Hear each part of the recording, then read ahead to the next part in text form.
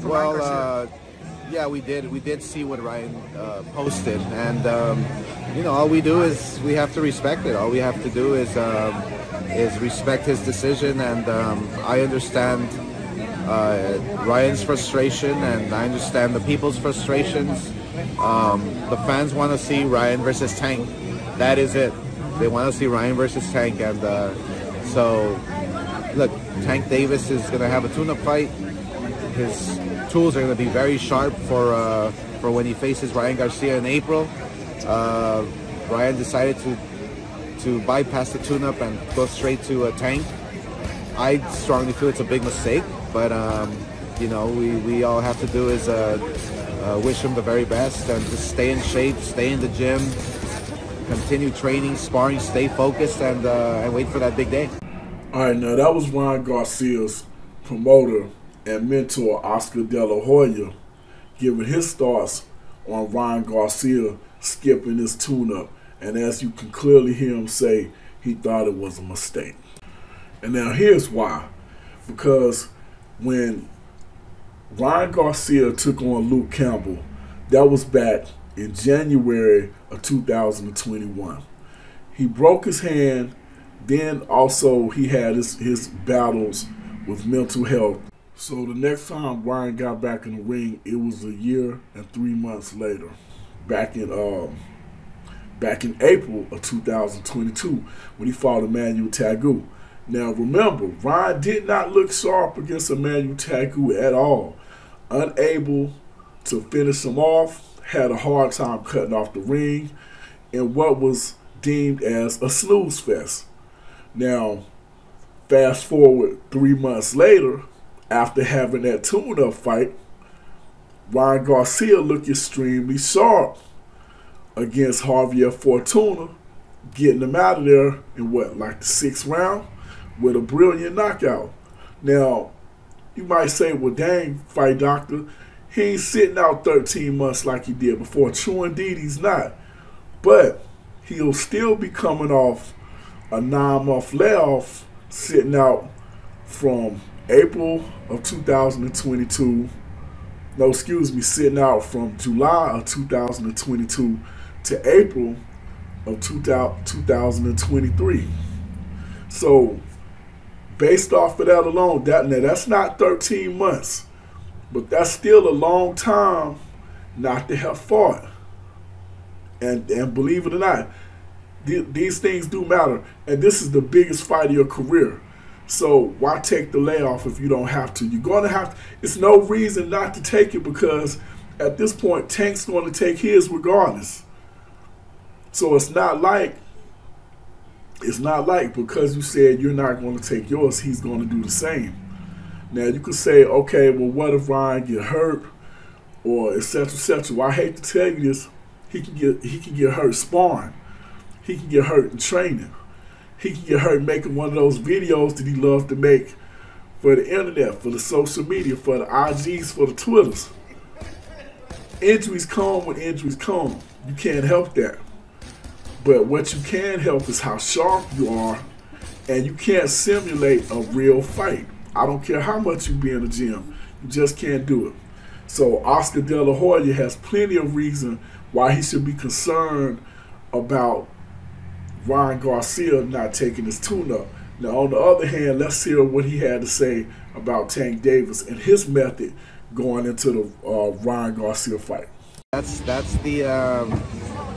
the risk you have to take, and you have to give it up for to Tank Davis. I mean, he's confident in his abilities.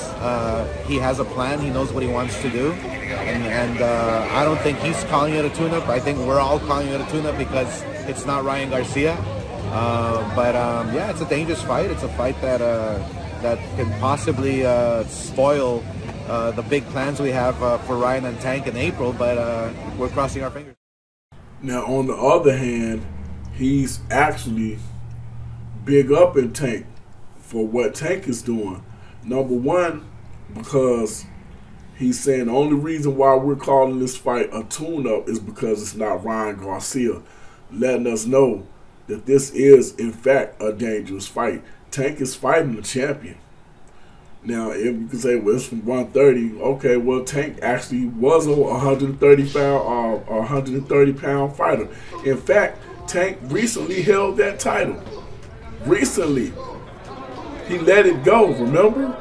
So, technically, that's Tank's belt he's holding. And with that being said, he also said he believes Tank's tools would be extremely sharp going into that Ryan Garcia fight. Now, here's the funny thing, because people saying, well, you know, why Tank got to take one if Ryan ain't got to take one? Well, Tank Davis hadn't fought since, hold on, let's double check. The last time Tank Davis fought was in May. Well, you can really say June if you want to, because 5/28. But we're going to say May, because that's what it was. May of 2022. So if he was to not fight this tune-up, it'll basically be a year or 11 months since he had fought. If he does take the tune-up, it would be more like 9 months. With the tune-up in between, it'll be 9 months he's been off a tune-up, then going another 3 months, 3.5, whatever. And now, you know, basically what Ryan did with his situation with Tagu, etc., etc. So in other words, Tank needs to tune up more than Ryan does if you're actually talking about the layoff, because it'll actually be a year since he fought if he doesn't. So I can understand whether people are, well, darn, why did either one of them? Because it's been a year. That's why. You know, Ryan fought sooner than Tank, or more recent than Tank. So Tank definitely needs one. And as Oscar said, because of that, his tools should be sharper. Now, at the end of the day, he's fighting a more competitive fighter than Ryan would have if he would have been fighting a tune-up. So the threat of Ryan losing wasn't quite there. So I really don't understand why Ryan declined it at this point. I really don't. Now, ironically enough, Tank Davis has his own theory why he believes Ryan isn't taking the tune-up.